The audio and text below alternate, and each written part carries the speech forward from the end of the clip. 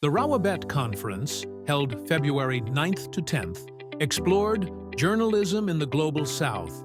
The panel on February 10th, the last session of the Rawabet, explored new strategies in journalism. They discussed their impact on audience reach, independence, and ethical challenges.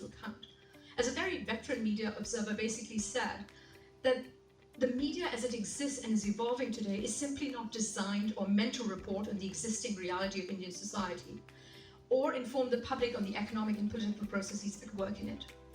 So what we're seeing is a pretty grim scenario. In many ways, it's a pretty troubled terrain. I sort of outline a lot of this in my book, which is where I put up a small picture out of some sense of modesty. But you know, what kind of academic would I be if I didn't cite my own work?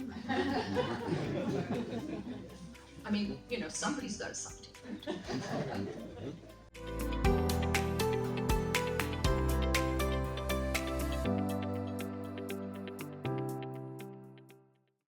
The next thing, as I said, which was a bit of a surprise, is what did they do? And I'm going through that because it shows you that there is a lot of room outside the box.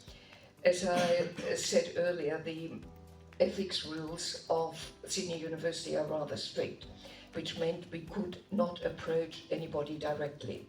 So that excluded purposeful or strategic sampling, but we had to put our call out on websites. True for all freelancers, stringers. I feel I connect to this as well, which is the side hustle, time being an issue. You know, they're saying that most of us have 9 to 5, so we're professors, you know, the three of us, but we're still creating, you know, news articles or videos on Euronews, for example, and it's not their main jobs. So there are many instances that you'll see where news organizations, they start out as a television program, then they move to online, like a digital program, and then eventually they've actually started to convert these to podcasts. So Inside Story is an example here.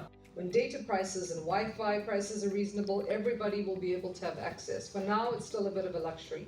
My dream is that audiences in the homelands, audiences living in the middle of no man's land, can listen to a podcast and experience a new world and travel the world through a podcast. Thank you.